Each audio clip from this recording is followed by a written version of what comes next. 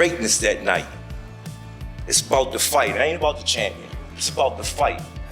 That's all I care about, the fight. Kenny Ellis said was, look, man, we're not falling for the banana in the tailpipe. We know what Lamont Roach brings to the table, and he says that Lamont Roach is... I don't know if Lamont Roach exposed weaknesses of Tank. During the rematch press conference, Davis's coach Calvin Ford fired back at Lamont, declaring, "It's over. They'll see who the real champion is." Ford's bold and fiery response reflected his unwavering belief in Gervonta Davis's dominance and confidence that victory in the ring is inevitable. And sit there and say to themselves like they came from a karate movie, man, I want to fight just like Tank. I want to be just like Tank. Gervonta Davis is entering his upcoming rematch with intense focus and unwavering dedication. Aware of the fight's significance for his career and legacy, he has pushed himself harder than ever in training. Every session is strategically designed to enhance his physical fitness and refine his technical abilities. Determined to avoid previous mistakes, Davis is preparing to step into the ring as a smarter, stronger, and more dangerous fighter. His team is equally committed, ensuring that every detail is covered in their pursuit to restore his dominance in the boxing world. One of the best trainers in boxing, second guy in the corner, is responsible for a lot of the real tactical decisions and tactical analysis that goes on in Gervonta Davis's corner. So you have Coach Calvin, and Coach Calvin is the head trainer, and you have Coach Kenny, who really specializes on preparing game plans specifically for opponents. So to have him talk about what's going on with Lamont Roach, I thought was interesting and insightful, because what he said was that, one, he's not falling for the okie doke. When Mill City asked him, hey, what do you think about the fact that, that Lamont Roach was seen at a basketball game chugging a beer? And I would have added to the question that you see Lamont Roach out giving a bunch of interviews, doing the interview circuit, right? Kind of being a little bit out of character leading into the rematch. Do you think, and this is what Mill City asked, do you think that is something you guys are taking in consideration in preparation for the fight? And what Kenny Ellis said was, look, man, we're not following. Reuniting with Coach Calvin Ford has reinvigorated Gervonta Davis's training atmosphere. Their strong bond, rooted in trust, respect, and a deep understanding of Davis's mindset and style, has been crucial to his boxing journey. Ford has long shaped Davis's raw talent into a disciplined, aggressive, and strategic force in the ring. This renewed partnership combines emotional motivation with tactical precision, reigniting Davis's drive and sharpening his focus. Together, they are ensuring every element of his preparation aligns with his goal of reclaiming championship glory. Match, do you think, and this is what Mill City asked, do you think that is something you guys are taking in consideration in preparation for the fight? And what Kenny Ellis said was, look, man, we're not falling for the banana in the tailpipe.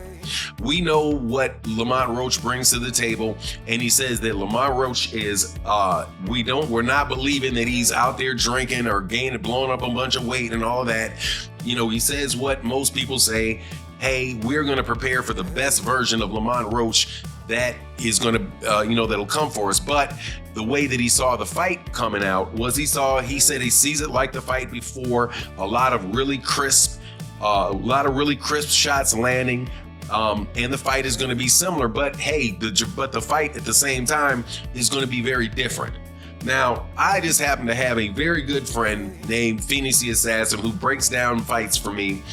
He's a trainer, got a world-class eye for fights. And what he speculated should be the difference between the first fight and the second fight for Gervonta is that Gervonta is going to need to spend a lot more time fighting on the outside and scoring points for a longer period of time on the outside, and then making sure that, and basically forcing For Gervonta Davis, the rematch is far more than just another fight. It's a vital opportunity to restore his reputation and quiet the critics who questioned him after the first bout. That initial matchup cast doubt on his status, making this upcoming clash a pivotal moment in his career. A dominant victory would reaffirm Davis as one of boxing's elite and prove the previous result was a rare misstep, not a measure of his true ability. For Tank, this fight holds deep personal and professional importance. Lamont Roach, he feels that he won. Like, do you think the best thing going forward, they should just run it back, have a rematch? Oh, yes, most definitely. I think a rematch is definitely called for. And I think probably, the sooner the better. So I would say, hey, let's work on a deal to where we could get in there within the next 4 to 5 months. Yeah, I agree there. In their first encounter, Gervonta Davis displayed uncharacteristic vulnerabilities.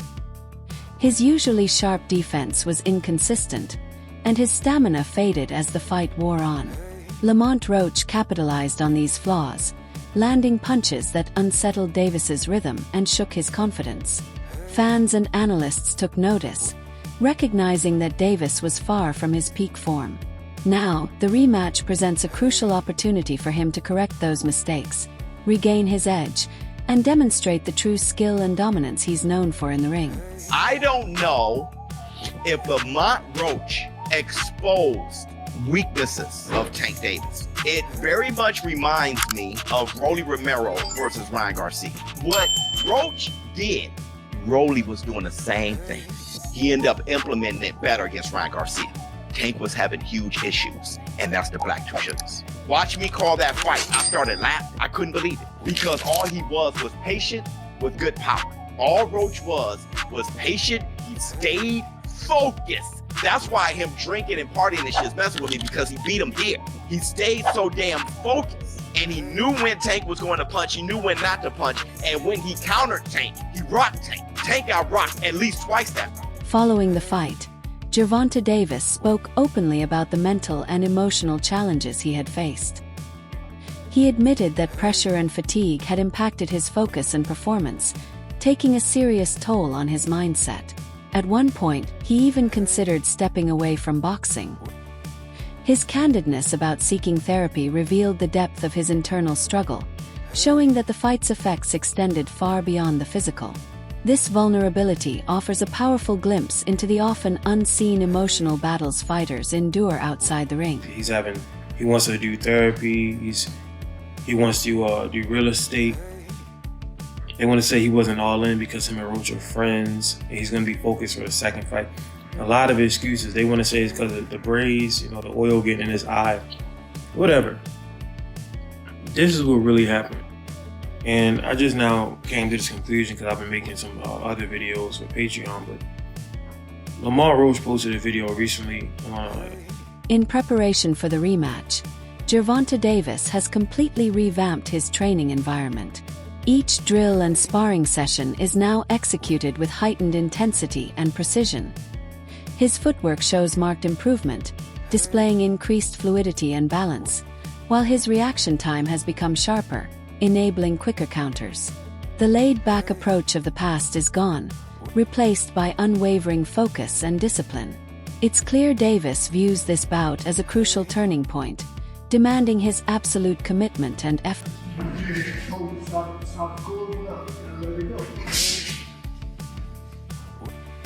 Keep turning, step around. Keep turning.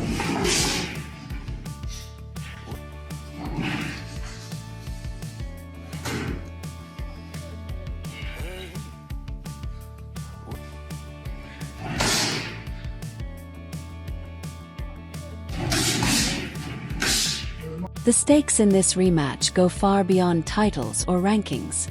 The first bout ended in a draw, leaving Davis's pride wounded and raising questions about his legacy in the boxing world. That outcome sparked a deep hunger for redemption. Now, Davis fights not just for victory, but to reclaim his place among the sport's elite. This is a battle for respect, identity, and honor, a highly emotional and personal showdown fueled by determination and the need to prove himself. We gotta talk about it.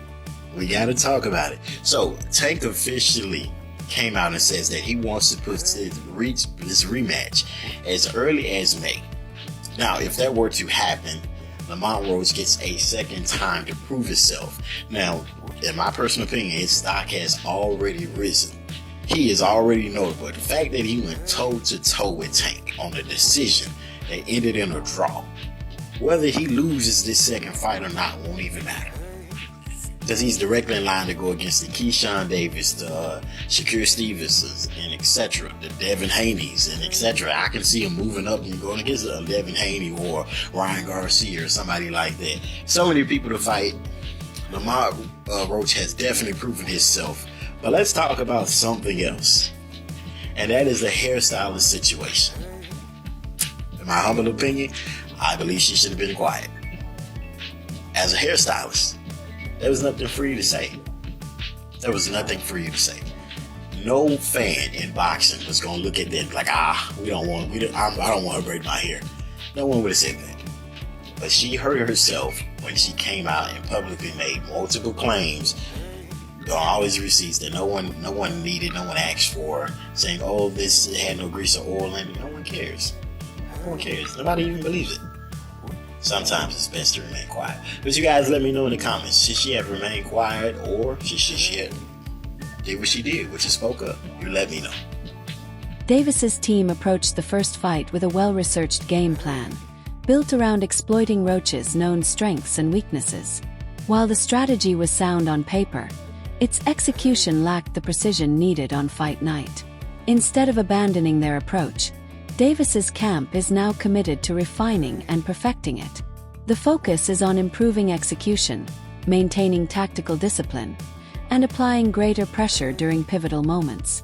These adjustments aim to turn a promising strategy into a winning performance in the rematch. Surprised by Roach and Tank. What do you think the biggest surprise was in the fight? It wasn't a surprise because we know Roach. It wasn't a surprise. Mm-hmm. Roach can fight. A lot of people think because a person is not popular, they don't exist. There's fighters out there that can rumble. They just got to get the opportunity. You know? What's the difference makers coming into this fight? The first fight, I thought, everybody thought Jalil won. We just got to turn, hit the gears a little harder. We ain't really got to change too much. Just got to put the icing on the cake, Put the icing on the cake this time, that's all. He did enough to win the last fight, but we was in somebody else's territory, This time around, being in Florida, do you feel like it's a mutual zone? Yeah. It's more of an even playing field in Florida. Okay. Do you feel like he needs a stoppage to win the fight due to what happened the first time? Not necessarily a stoppage is good, but not necessarily. You just got to put the icing on the cake. Mm-hmm. That's all. Just hit the gears a little harder. That's all. He hit the gears hard enough the last time, but boxing is a dirty game. It's a dirty game. And you got biased people, unfair people. Anybody saw that first fight and said Jalil lost, they don't know boxing.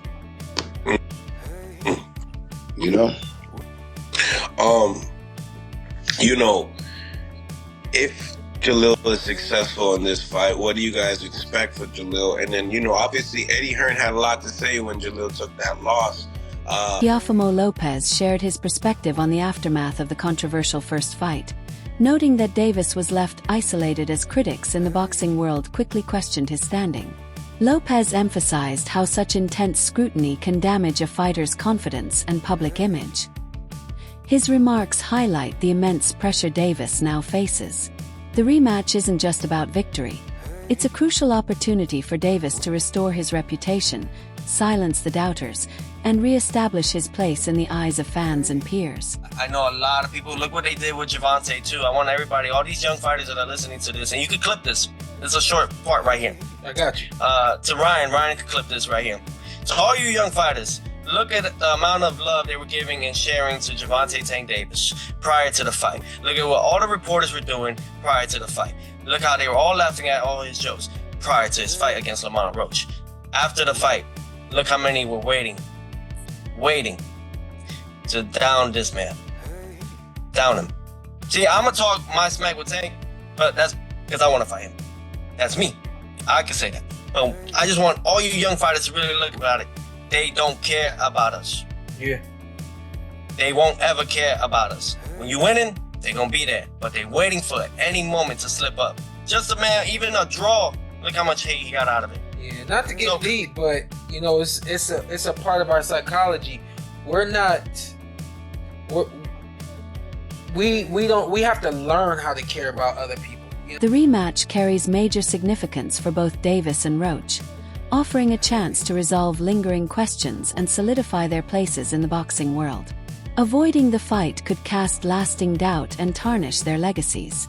Both fighters know this bout will be heavily scrutinized and long remembered, making peak performance essential.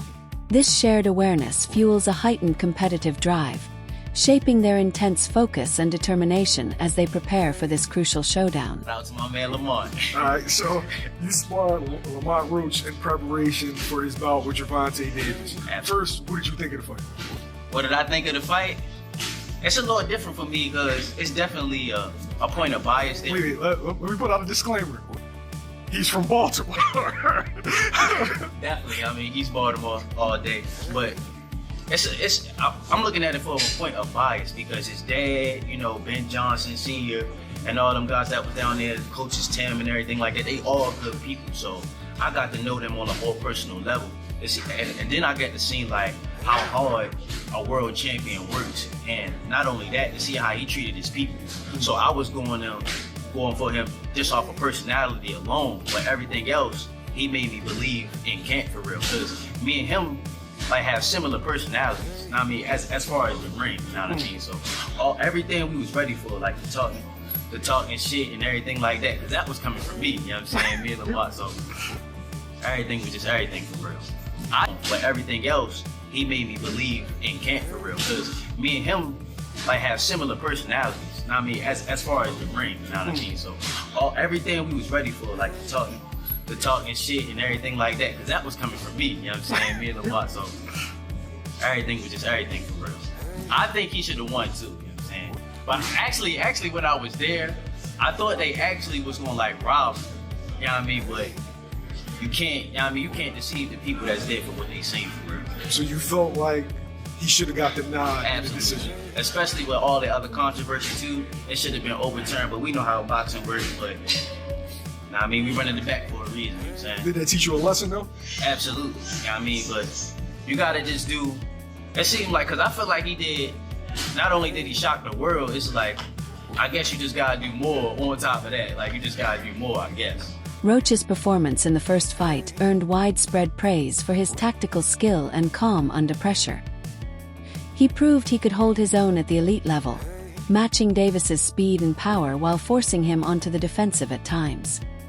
His composed and strategic approach gained him respect as a legitimate threat.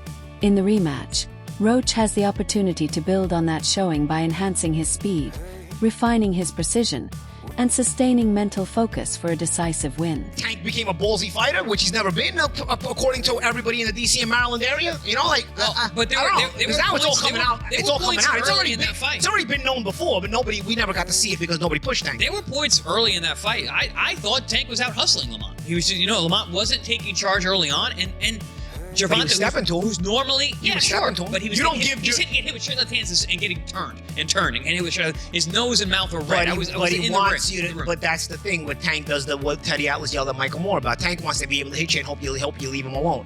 And when you don't do that, he starts to fade and fold. Okay, that's not championship caliber mentality. We're talking about two guys who weren't big punchers.